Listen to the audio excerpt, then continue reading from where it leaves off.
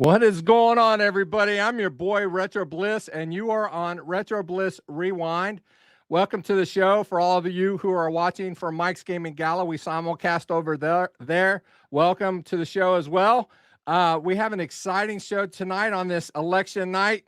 For those of you who are watching, I don't know what our live stream is going to be, but if you are watching, it might be a nice welcome change to all this chaos that we've had the last 18, 20 months.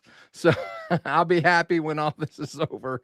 I will tell you that. But anyway, we're not here to talk about that. We're here to talk about Atari 2600 Homebrew with our new friend, Brian Matherne, who is an Atari 2600 Homebrew expert. And who else better to talk homebrews with who else better than Mike from Mike's Gaming Gala, if I can click on his name, and Brian from BD Retro Mods, and of course, Brian Matherne.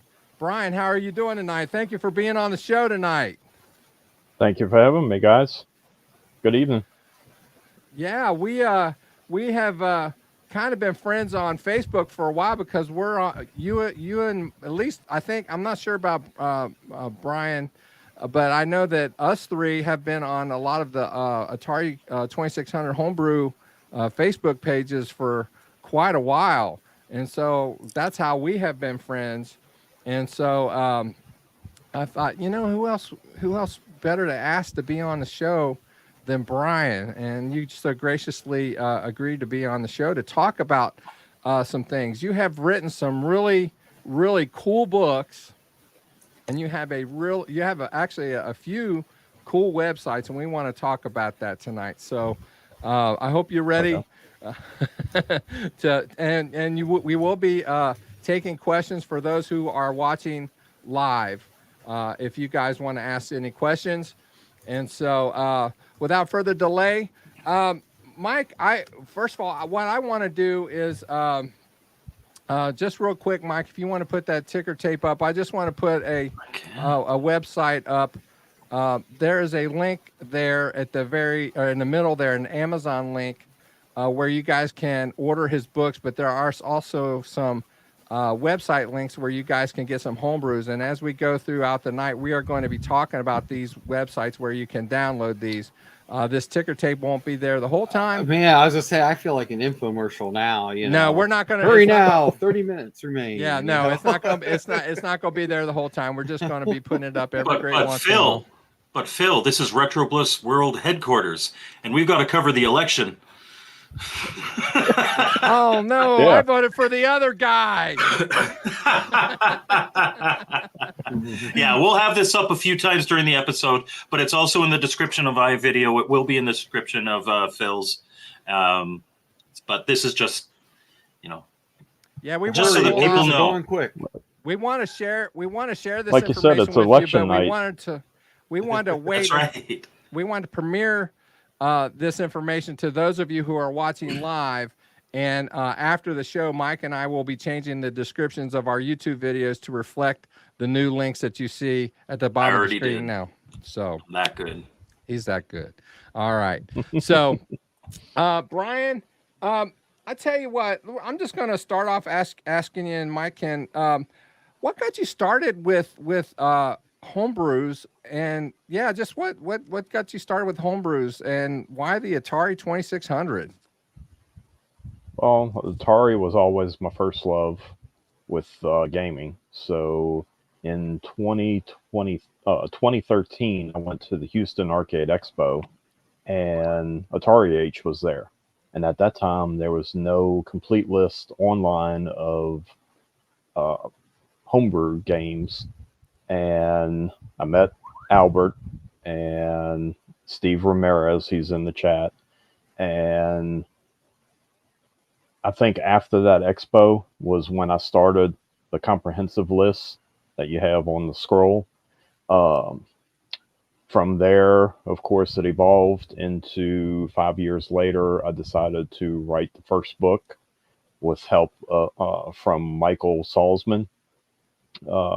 He was already publishing books on Amazon, and I used pretty much his outline as far as made it like a game manual or similar to the Yeah. 80s how to win at a certain game, novel, digest type book.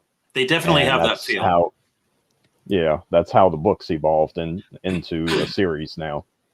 I really, I know. I just recently purchased these books after we reached. I reached out to you. You sent me the link where I could get these, and so I went ahead and got them because I didn't have them yet. And boy, am I glad I did, because they talk about a lot of the games that I do like on here, and I've actually, not only that, it's turned me on to some games that I've never even heard of. So Never known. it's a Right. valuable resource in many ways, and like you say, it's not just it's not a list of games. It explains the game, who wrote it, how it came about, that kind of thing. There are pictures in the books that you can How many refer players, how many players, what controller you need, the size of the game, and then I even contact the programmers to get information that you're not going to find elsewhere online. Under the tips and how to win sections at the very end of some of the titles, I actually have tips from the programmers on how to win at their own game that you're not going to find like on Atari Age forums or any online. That's pretty cool. And as is mentioned by the comment here, I have the regular versions, but there are deluxe versions that are printed in color on the inside, so they have like the color screenshots. I will say, and this is as a graphics guy, I'm a professional graphic designer for film and television. I appreciate that the same font is used, but could you not line up these titles? My OCD is killing me on the shelf. I know. Hey, Brian, don't feel That bad. was- His OCD gets me all the time. He's always hitting me up with stuff. So don't worry about it.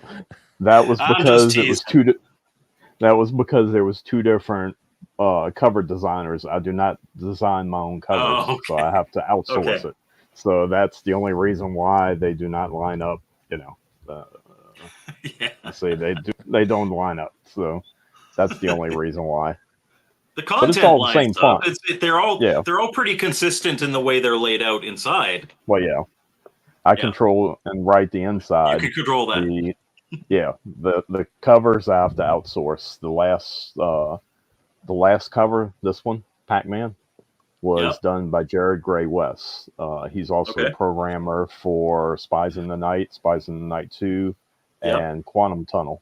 And I just got to meet him at the Houston Expo 3 weeks ago. He flew down from Indiana, and I finally got to meet him and had him sign my Spies in the Night 1 and 2.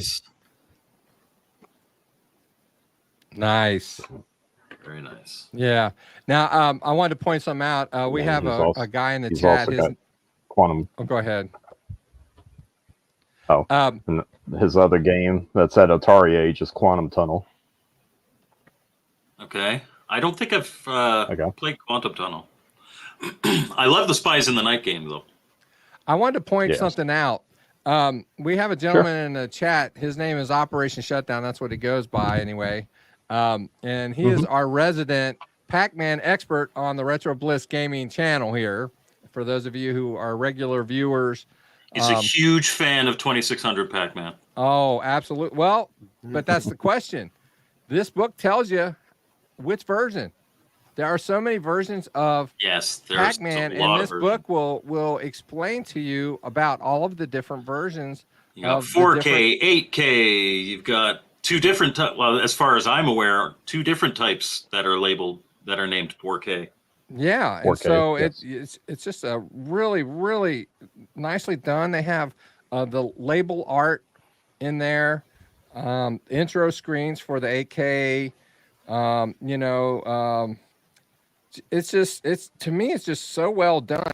Box art for some of the homebrews, because some of these games, I'm sure they came out in cartridge, but I'm not 100% sure that they all had box art, but they all had label art, right? So, but yeah, I wanted to point that out. But anyway. Not all of these were released. not all of them were released, but I tried to cover the final versions of each game and try to distinguish between what was the difference from the 4K to the 8K, what changes were made instead of explaining how to play Pac-Man. I mean, everybody knows that. So as far as what was done differently, what was added, what was taken away, and so on like that. Yeah. But how many volumes, I know, but for the sake of the audience, how many volumes of these paperbacks did you write, not including the checklist? Because there's a separate book for a checklist. There's five volume books, and there's one holiday book, which has Stay Frosty on the cover. I'm missing that one. Oh, Stay Frosty is such a good game. Both of them. There's two versions. Stay Frosty and Stay Frosty 2. But everything on this cover is actually an Atari 2600 game. So I had my daughter hand draw this and did it in 8-bit pixelated, and it even has a Stay Frosty, my friends, on the back. That is so cool, man. Also a good way to get the kids and the family involved. That's something that you'll never forget. This one is double the size of a normal book because it's got every holiday, Christmas, and winter themed game all in this one, pre-2018, because this one came out Christmas of 2018.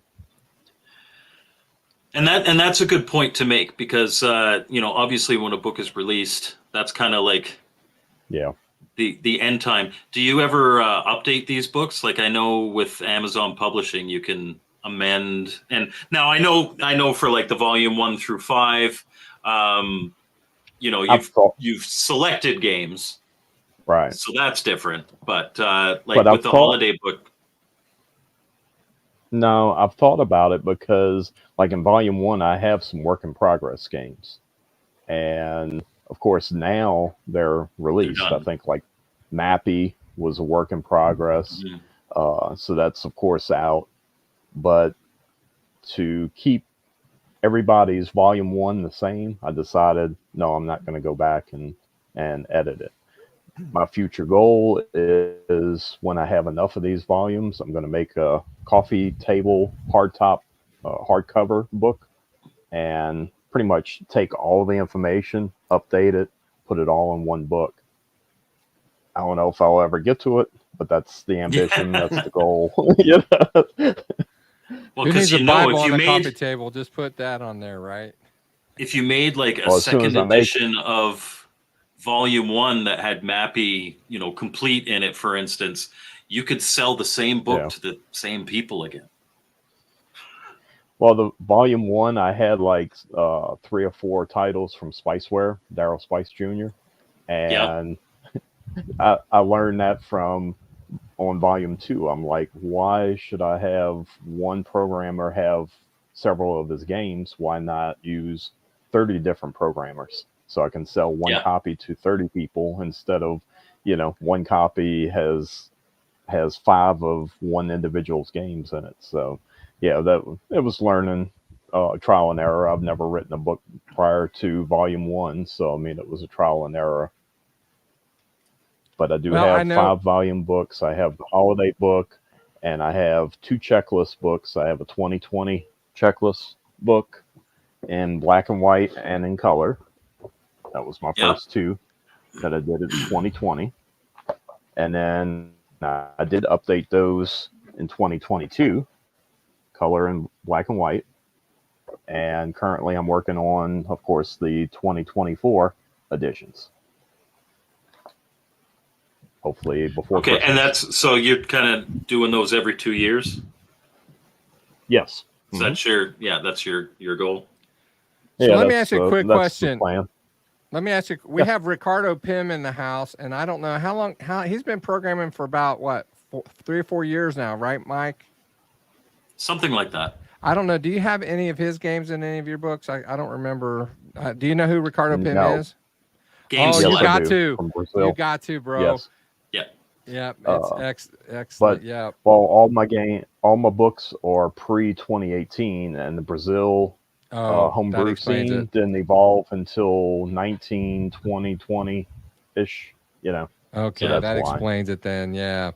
Well, you would, if, yeah. I will So, eventually. I mean, it's coming, but I'm trying to actually go backwards. So every book I have has a couple of 1995, 96, 97, 98, the early days. The And I'm older, trying yeah. to cover, yeah, I'm trying to cover those and get those published and documented for prosperity, you know, and also add a little bit of newer stuff from 2000 to 2010 or from 2010 to 2020. But it seems like if I write a book, say like of a game that came out in 2020, they might have updates or something changes on it in the next year or so. So I've kind of made a personal goal. It's going to be 2018 and prior until I get caught up Okay. with all the releases, and then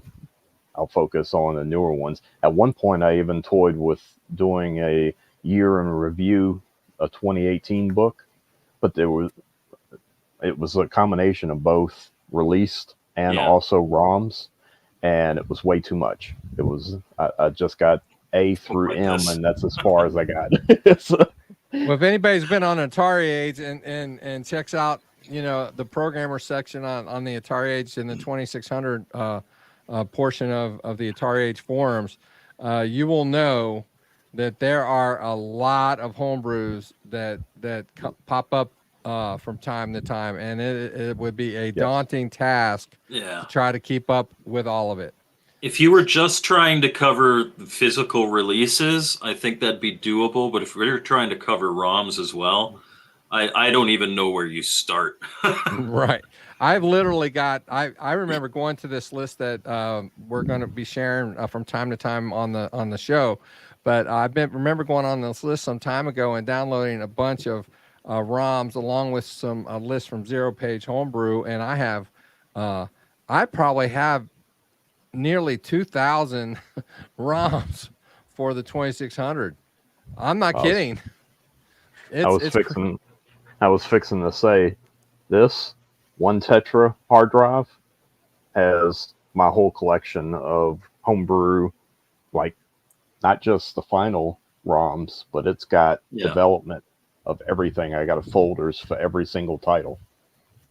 But with Atari 2600, you could fit basically everything that's ever existed on Oh yeah, yeah, what, 20 megs? right. But every single Yeah. version. I mean, you know how they post them in the forums. They have multiple versions. They come out Yeah. 2 or 3 And times it's a in a day thread. You have sometimes. to hunt through and find Yes. them a lot of the time. Yeah. But that actually leads really well. Like you've kind of touched on it with like, I want to focus on having games from this era and this era. But what kind of, not necessarily criteria, but how do you decide what you're going to put into each volume? Well, like I said, after volume 1, and I was like, okay, well, let me do one from every programmer. So I have a list, and I try to like series, like the Alien Greed series. I actually started, I think, in volume 2 with Alien Greed 1, and then I'm going. Number 2 was in book 3. Number 3 was in 4, and so on down the line like that. So I have a series for several titles that have multiple editions like that in books. Um, I try to pick the titles Atari Age releases. I try to pick titles that Good Deal Games releases. Mhm. Any other type of I'm trying to think of some other companies, Pack Rat, other games that they release. I try to spread the wealth. So I mean, I try to get a little bit of here, there, and I've Equal worked with exposure. yes, and I've worked with each of those guys that sells them online and have their permission to post information about how to buy it from them, So they see it as free advertisement, literally. So I guess one question, because obviously, all of your stuff is printed and books are great, but have you ever thought about trying to take this information and maybe go a more digital route with it, like a website, or that might even have a subscription to it or something where you can easily update things, a lot easier and stuff?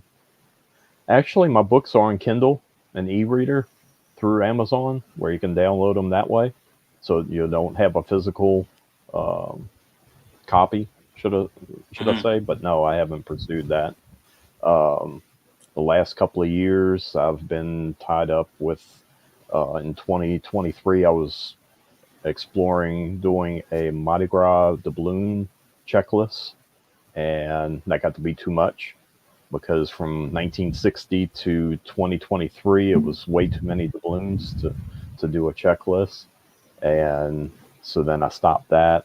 Then the end of last year, we found out we were getting an arena football team. Well, anybody who knows me, my online name is Arena Foot, which is short for arena football, because that was my true love, I guess, outside of video gaming. And so Arena Football League was coming back last November, and we had a team down the interstate called the Louisiana Voodoo, which I actually got to write their media guide for the team. Nice.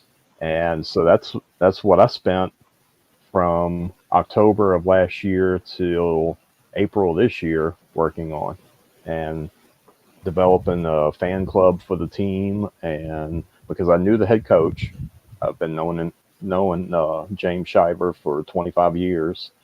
I ran the fan club for an arena team that was in Baton Rouge back in 98, 99. So he ended up being the head coach of this team. So I kind of took that on, and that's why my homebrew books and the lists have been neglected for the last couple of years. But I'm back on working on the checklist book, the 20 book currently, and volume 6 is in the works also. And I just wanted to show the helmet. I think that's so Voodoo cool helmet. looking. That's a game used helmet and game used football. Yeah. Sorry about that, Mike. Okay, let me get rid of that. Okay, stop screen. All right, there we go. That's okay. I got to talk it out. Sorry. See you, Ricardo. Lost you for a second. You there? Yep. We're all Okay. here. We're all here. Okay, y'all still there? Yeah. I lost you for a second. Yeah. Okay. Yeah. Oh, okay. So I want to talk. Go ahead, Mike. Oh, yeah, go ahead. No, go ahead, Phil. I want to talk about the books, the forwards in the books. You have Some friends of the show in here. Yeah, look at that. Michael Thomason. But you have Jared Gray West, Daryl Spice Jr., Brent Daryl Weiss. Spice. Yes. Weiss. Who else? I mean, like these are big names in Joe Christofi. Yeah, these are big home brewers for the 2600. So now, of course, all the writers from volume 2 through 5 were all at Houston 3 weeks ago at the Arcade Expo. I got to see it. 4 writers. Yes. Joe was I'm there. sure Michael Brett would have was loved there. to be down there because it's warm, right? Yeah. He's always complaining about Buffalo weather. Yeah. And he missed Wayne Chung also, because we had Wayne Chung was performing live Friday night. Oh yeah, you told me that was going to happen, man. That would have been awesome. Yeah, that was a great concert. Yeah, that would have been sweet. So for those of you that we're not going to do it right Get this you ready. second, but from time to time we're going to be showing a ticker tape at the bottom with some links. Okay, and there's a specific link for Atari homebrews that you can download. Which, by the way, there's also one for the Vectrix. This is a bonus. We didn't know we were getting this tonight. So if you emulate on the Vectrix, or you have a way of putting this on some kind of a multi-cart, or do like Mike and play on Argon. Argon, right? Yep.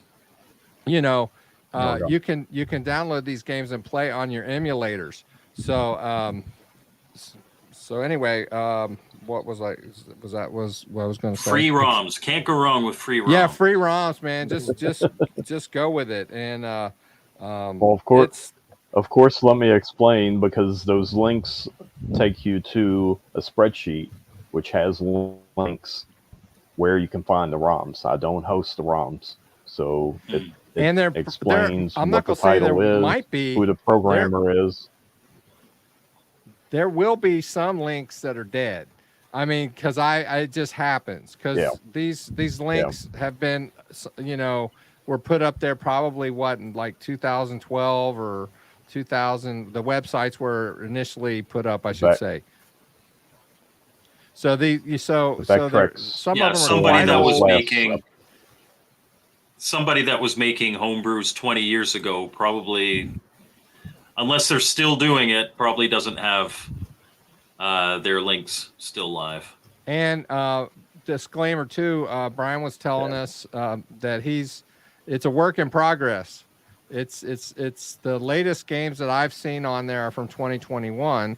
So there are a number of games that have been developed since then that are not on this list, that we hope to get on there. But you guys don't understand the kind of work that it takes to find these things, to get them listed, put them up on the spreadsheet, and get it uploaded and whatnot. It is work. So but you guys, just if you hang on to that link and keep it in your bookmarks, check it from time to time for updates, because I'm sure that it will be from time to time. But it's been great, because I've played Homebrew. Behind the 2600 homebrew community, Vectrex is the second biggest homebrew community out there.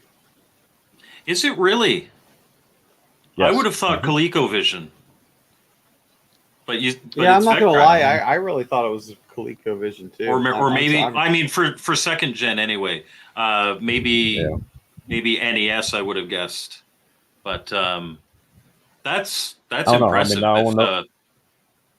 I don't know that much about ColecoVision, so maybe they are. But I mean, from what I've seen in television, and 5200, 7800, 78's just coming to spitting out homebrews recently, because especially with the 2600 plus and the 7800 plus. Yeah.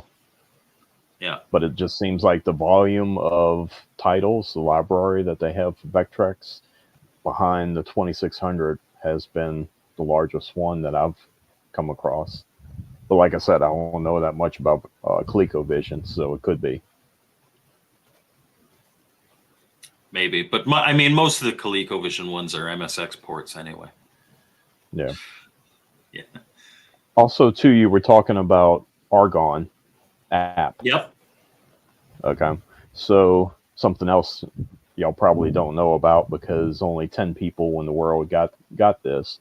So I live down in Louisiana, right outside Baton Rouge. Okay. I was born and raised outside of New Orleans, or as we call it, New Orleans. Mardi Gras is a big part of my family. So I actually got a programmer to make a Mardi Gras Atari 2600 video game. Is it based on an old Mystique title? No, it's the clean version. It's not the French Quarter. Okay, no. I'm just waiting for post comment coming now. It'll be good, I have no doubt. That's going to be the sequel. That'll be Mardi Gras 2. Yeah. But Mardi Gras 2 After Dark.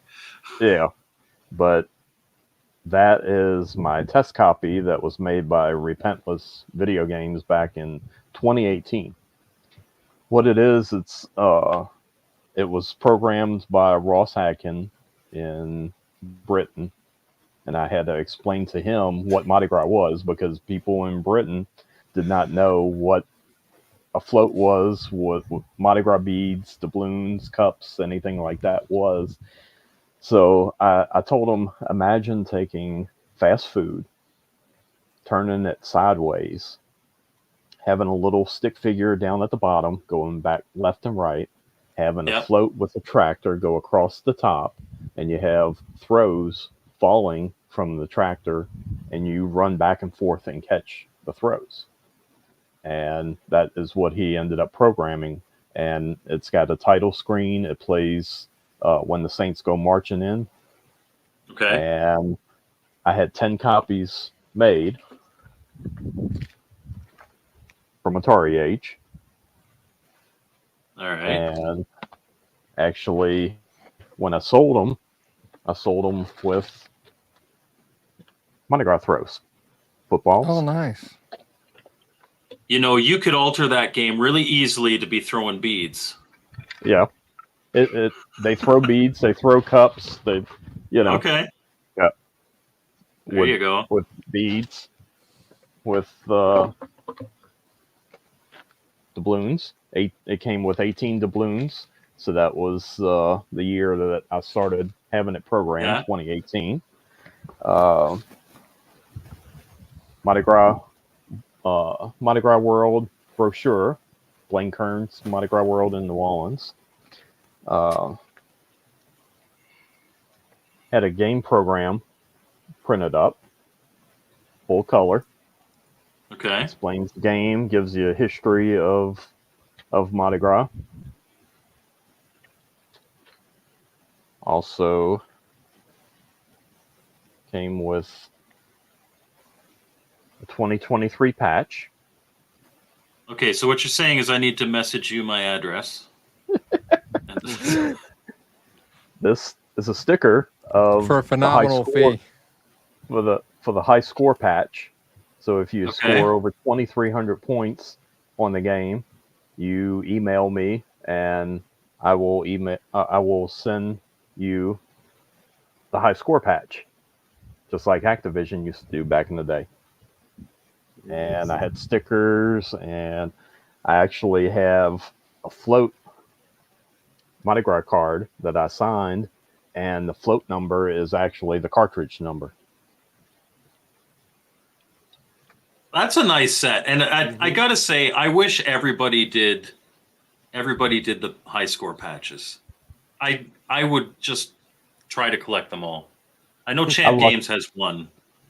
Yeah, I For lucked dwarf. out and found a standard patch that fit the game, so I bought several of it, dozens of those, but I still have to do more than 10 copies. I was only able to do 10 in the first round, and maybe for this coming Mardi Gras in February, I'll have another run done and sell it to the public online. When you do that, send me a message, please.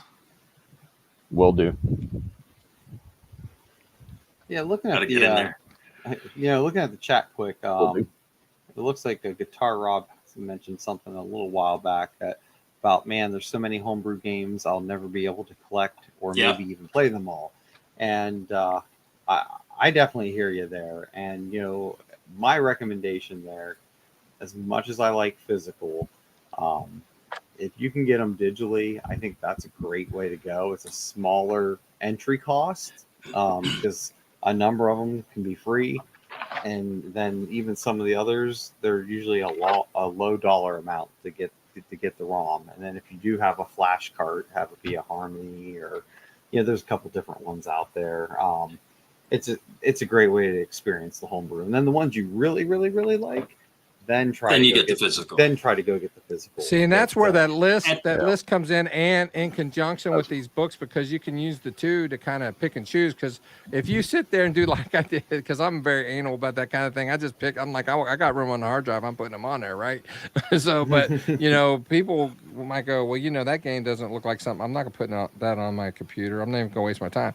But these books are really helpful in that regard. So yeah, But the great thing too is with having the time to play them all, it's playing 2000 Atari games is not like playing 2000 PlayStation 2 games. You can there are a lot of Atari 2600 games that if you play them for 5 minutes, you've played basically the whole game. Just, it gets faster and more difficult, faster and more difficult, faster and more difficult. So if you're just like, I want to try every single homebrew game, it is doable. I agree. Yeah. So I And got if the you- checklist, but I got if the you I got have the the black- Harmony card, my books You kind of broke up My there. Yes. Was that pretty Brian? much are a game manual for those ROMs. Yep. Sorry, Phil, go ahead. I'm sorry. I was just gonna. We Sorry, didn't Phil, really go. bring up the checklist book very much. Tell us Not a too little much. bit. Tell us a little bit Okay. about this checklist book, because it's not the same as the smaller paperbacks. When I saw it, it wasn't exactly what I was expecting, but actually I kind of like it. Tell us a little bit about it.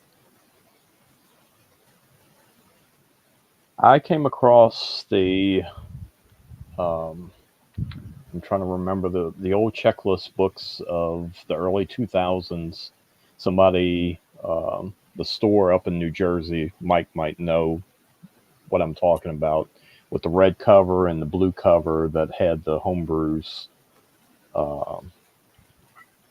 know what I'm you're trying to talking think of about. what- I don't what the recall name the of the name. book is. Yeah, I don't own the book, so I can't think of it and don't have it to show.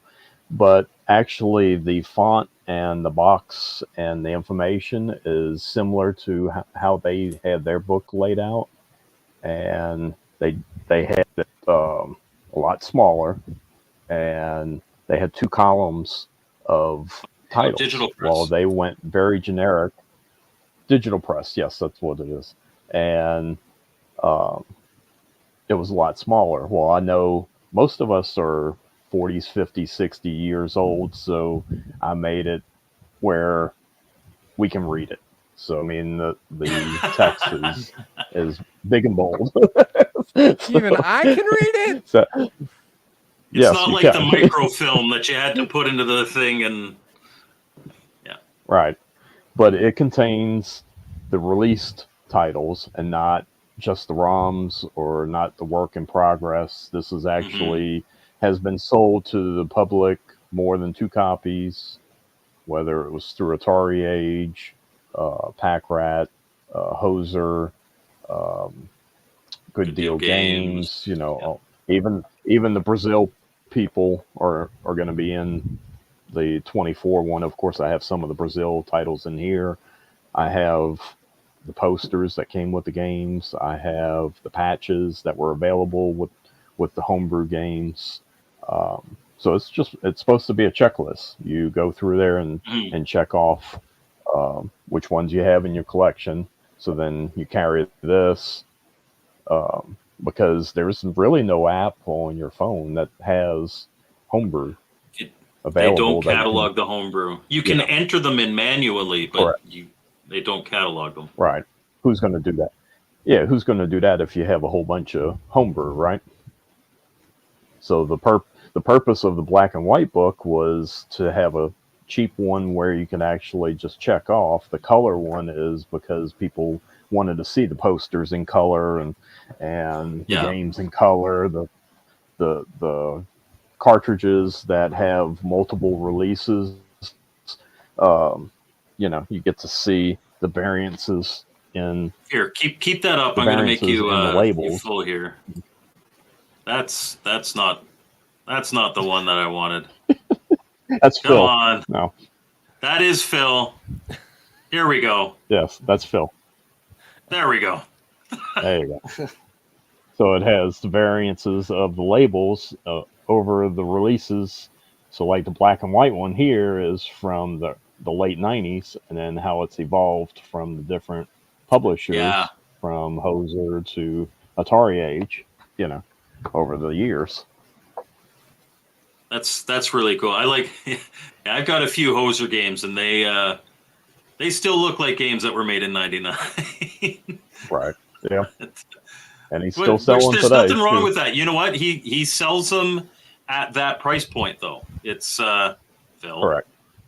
There we go. $11 and $16 still Exactly. today. Oystron is amazing. I love that game.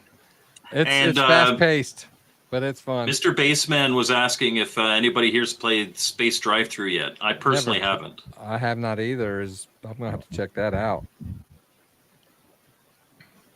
Yes, I apologize, Poe. I put Phil full screen, much to everybody's chagrin.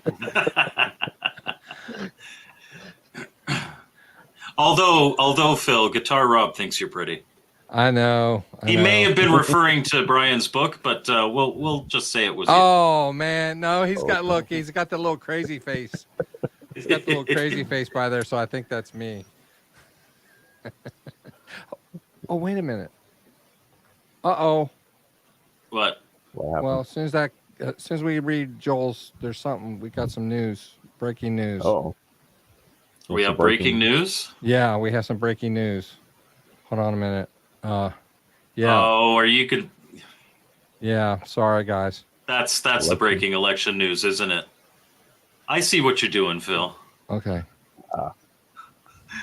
With 89% of precincts reporting, Goofy has 59% of the vote, and Mickey Mouse is 41%. Boy, he came We will back. let I was you- gonna say that really swung the other direction. We will let you, the audience, decide which Wow. parties Goofy and Mickey Mouse are running for.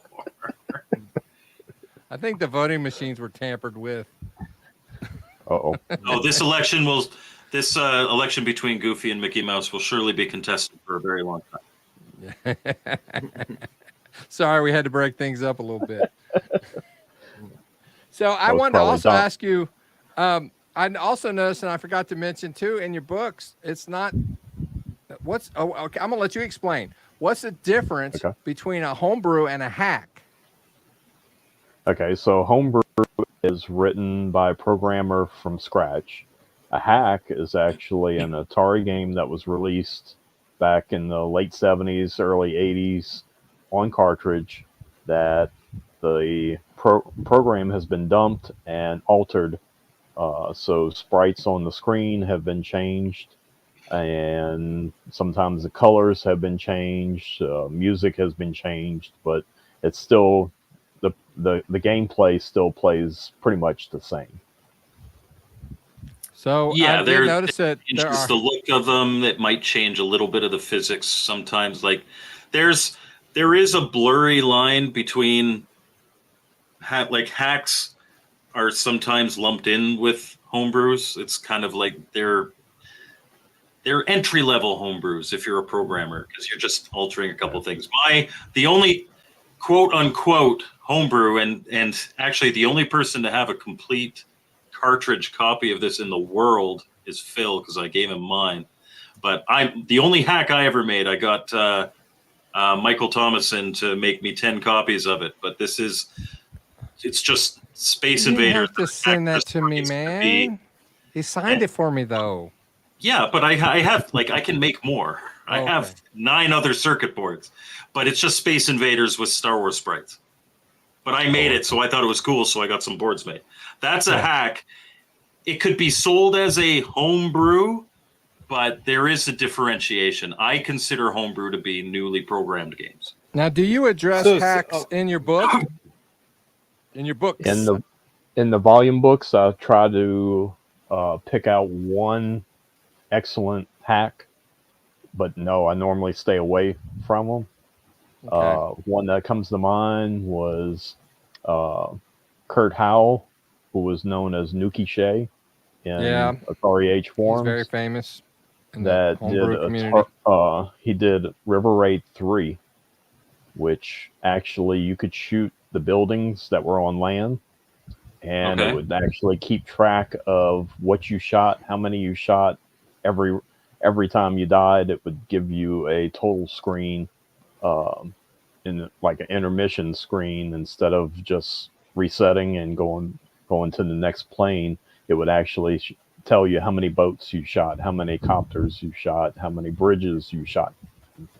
So that was one of my favorite ones. Poe here is actually contributing to the conversation, which we For appreciate. once.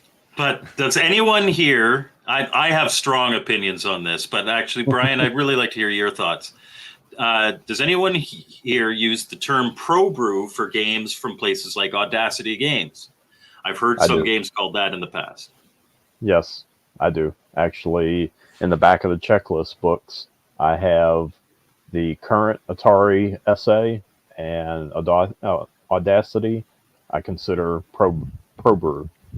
Okay, so what would you consider the difference between pro brew and homebrew? Atari Age is homebrew, and those other companies that I just mentioned are pro brew. Yeah. That's where I draw the line. What makes the difference? For instance, is Champ Games homebrew or pro brew? They are homebrew. Okay. What In my makes opinion. Audacity pro brew? Other than the Because fact that the programmers originally programmed on the Atari 2600 back in the day. that's where I draw the line, because That's the differentiation? Yeah, that's what I consider. I mean, everybody's got their own opinion, but as far as how I consider it, Atari SA is Atari today. So Mr. Run and Jump, I consider a pro brew. Okay. Audacity, because it's David Crane and the Kitchens, because they worked for Activision, I consider that pro brew, because they were professionals that released back in the day. Atari Age is Albert, never worked for Atari before the buyout, and that's what I consider homebrew. But that's gotten really muddied though. It's gotten really muddy, because now you have Atari releasing something from John Champeau and Bob DiPrezenzo. I know. Yeah. So for me, I always just found anybody using pro brew to just be pretentious. That's just been my opinion. It's like it's or when they're like aftermarket. When I hear aftermarket, I think the crappy Mad Catz accessories. Homebrew for me is a blanket term. It's new games for old systems, pretty much full stop. But I'm not. Hey, everybody can have different thing, and quite frankly, between the two of us, you're the expert. So that's so a good one I got for you, because it kind of changes the topic a little bit, but very much related to when we're talking about the whole hacks, like we distinguish as hack and homebrew. But again, we won't get into all the details of it. But I think last week there was a post, because there was an announcement of an Atari 7800 homebrew getting re-released by Opcode, and there was a post by the programmer of the original game, that was a little, I don't know, kind of upset a little bit about that. And I guess, what's your thoughts of that? When homebrew folks are making pretty much, for lack of a better term, copies of some of their games they loved growing up with, trying to, put them on a different console. What's your opinions of that? Like, how do you feel about that? Just knowing that news that kind of came out last week. Well, I mean, first off, I understand why they're doing it, because they still want to get the title out there, and the few copies that are out there that hit eBay go for $200, $300, $400, and why not keep selling them just through a different outlet? I mean, I just use the term pro brew just because it's Audacity and Atari. Yeah, no, it's. Go ahead, Mike. You're being too, Brian. You're being too vague. Opcode Games announced that they're re-releasing Keystone Coppers from Muddy Vision was an Atari Age release for 7800. It was lost in the purge, and Opcode Games is re-releasing it. Somebody shared that on one of the Facebook forums pages, and Gary Kitchen actually responded to it. And he's like, it'd be much more gratifying if you guys made new games. Did I at least get credit in it? Which I can say, because I am reviewing that game this week because of the news. He is credited in the credits, inspired by Keystone Capers, which was Gary Kitchen. But it is a valid thing, and that's something that particularly people who make ports need to be aware of. I will never ever be upset at a IP holder. I know Gary Kitchen doesn't own the IP for Keystone Capers, but he programmed it. I'll never ever be upset with somebody who owns the rights to a game, reinforcing or enforcing their rights. And it's something that we do have to kind of remember. As flattering as it is, I mean, Keystone Capers is a fantastic game for the 2600, and he just made it a better version on better hardware, because you have the graphics and better music and all that stuff, but it plays identical. So that's what Brian was referring to. Yeah. Yeah, I didn't want to get too elaborate into it because I didn't want it to overtake the conversation. But yeah, I guess just what's your thoughts on that? Like, do you like where do you stand with that, I guess? I guess with Opcode, I would still consider them as far as a homebrew and not pro brew. I don't really dabble that much in 7800, so that's why all this is news to me. Besides the new Popeye was being re-released by Opcode and a couple of others, but I hadn't seen. Which is a fantastic version. I think what Brian's asking is, what are your thoughts with that situation when it comes to things like ports, and like, is that more what you're referring to, Brian? Yeah, because knowing that you catalog all these homebrews and kind of what you kind of designate stuff, just what is your opinions of that type of situation? What's your thoughts? I mean, the programmers need to be credited for whatever they worked on that title, and even my spreadsheets. I have multiple programmers for, especially like Champ Games, that uses a whole team of people. So it's just not one person. So I mean, most of the time, even the design of the box, the label, the manual, there's somebody else who writes the manual and so on like that. So I feel that they should all be credited. Yes. Yeah, including the original programmer that programmed the source material. Yeah. Yes. Mm-hmm. Hopefully that answers. I can't say I disagree. Of course, like I said, 7800 is a little outside my realm, Yes, but I mean, so the perfect example for the 2600 would probably be a Champ Games, like a John Champeau. Mm-hmm. He deals exclusively in ports, S tier ports, but they are ports, and so. Certain consideration needs to be taken in that, somebody originally designed that game and they should be credited. I totally agree. Well, with the Pro Brew from Atari SA, when they re-released like Asteroids and Missile Command and all those for that 10 game set that was all in black boxes, I actually gave credit to whoever it was that created that game for Atari back in the day, in the checklist book. So excellent.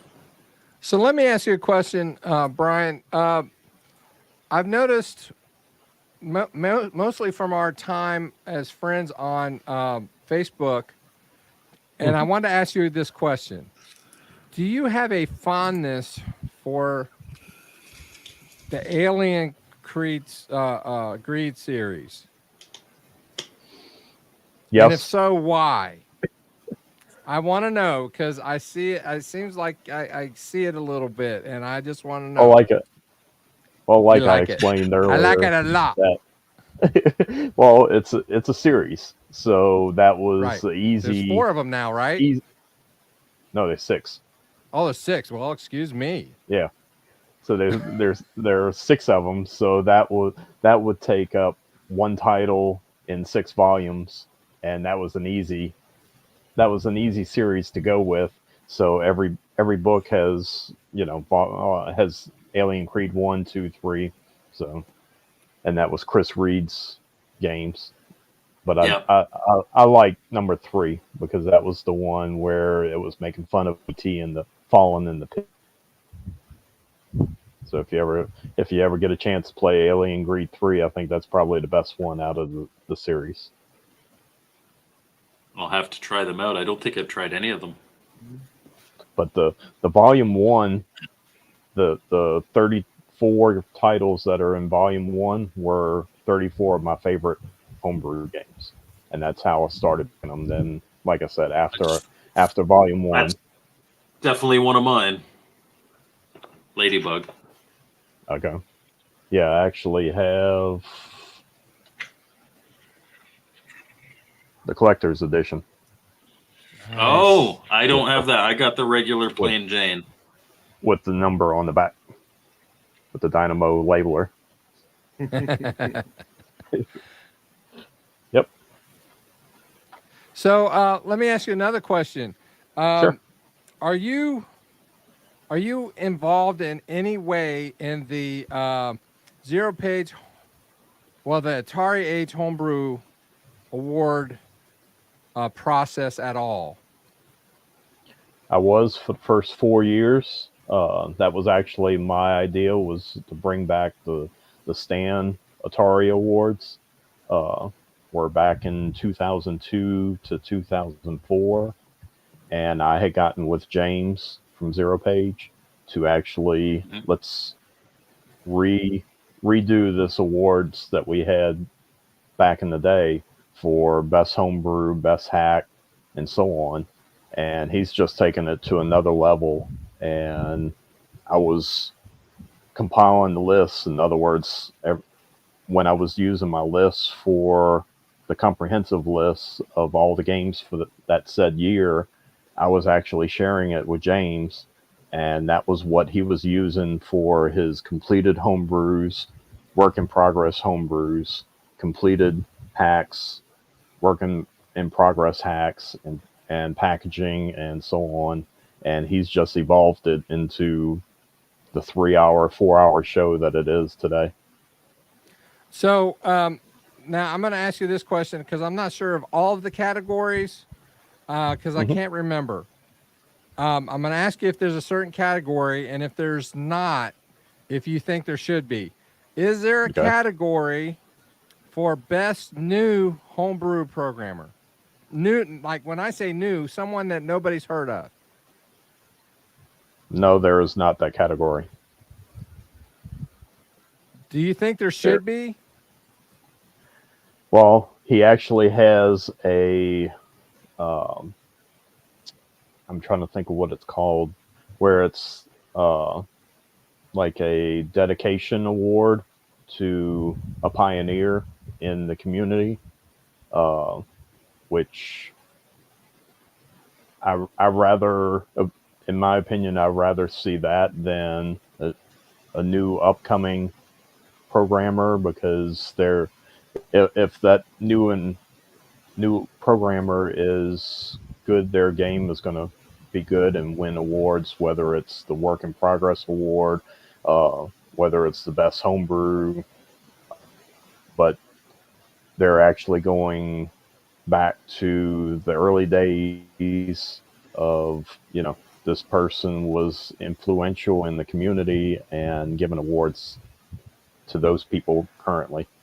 Yeah, I don't think that there'd be a problem with doing both, and I'll tell you why I say that.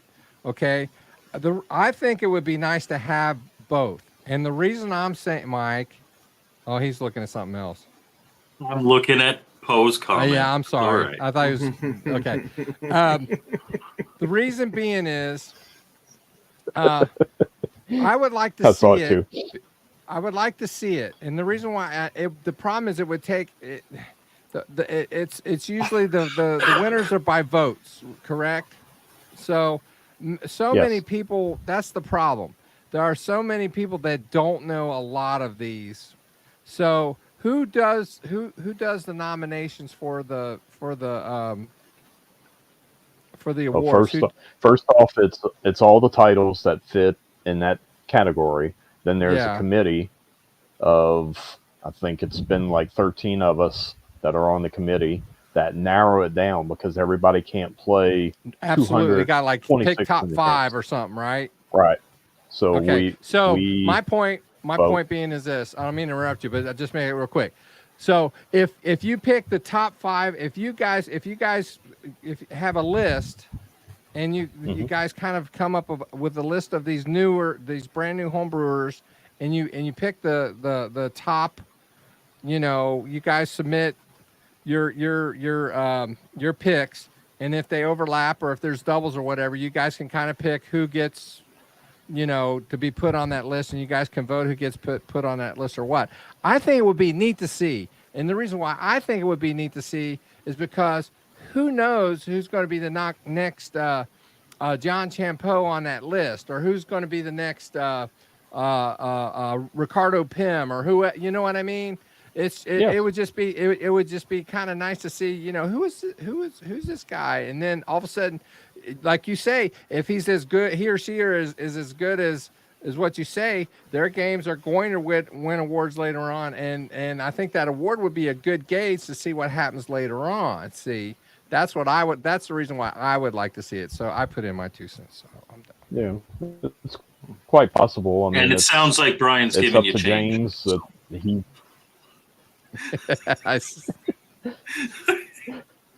It's quite possible because James runs the show now. I haven't been a part of it in the last 2 absolutely. years because I was working on the Mardi Gras doubloons and then for the Louisiana Voodoo. So that's all on him now. But I mean, he's expanded it to every Atari console, even Jaguar and Lynx, and 8-bit computers. And I know the show probably is going like 4 to 5 hours now. So, I mean, I think he might have way too many categories because he's got at least 2 to 4 categories for every console and then packaging and so on like that. So, I mean, there's way too many. Yeah. Well, you guys, I think we've been on for about an hour. Yeah, I was going to say, do you have any other closing things you'd like to mention before we wrap up here, Brian? No, I think we covered everything that I wanted to cover. Okay. I would y'all like having to. I would like to give an update. We're still with 89% recent reporting. Goofy's at 59%. And Mickey Mouse. Goofy's still in the lead. 21%. Yes. So for those of you who've been paying attention and not watching the other results, those are the main results that we really need to be. These are the ones that matter. These are the ones that matter on this. I have heard Donald Duck as a write-in candidate is actually getting some votes. We'll see. Listen, Brian, it's been a absolute treat for me to have you on here because I have a very, very deep love for Atari 2600 and also for the homebrew, and I know that these guys do too.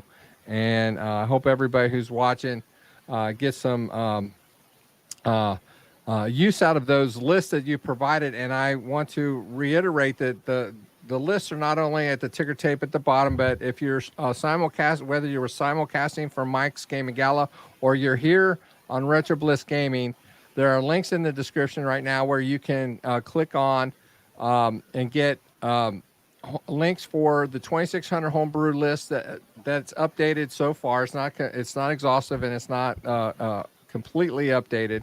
And then there's also one, but there's on the so Atari many. 2600 list, there is almost 4,200 homebrews. It's a lot. It's a lot.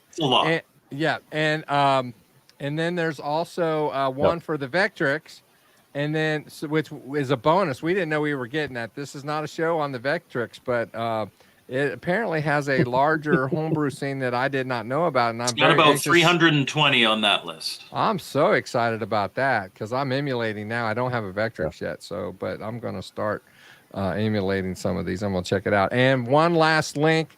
There's a link to your Amazon site where people can get these awesome books.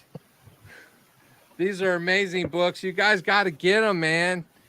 You've got to. They are good books. Yeah, they are excellent books. Yeah, man. They're just. I mean, even if you're like Thank Poe and you. you can't read, it's fun to look at the pictures. You know what I'm saying? It's just so much fun looking through these books. And seriously though, it's a valuable resource for homebrews. So Brian, thank you so much, and thank you audience for tuning in.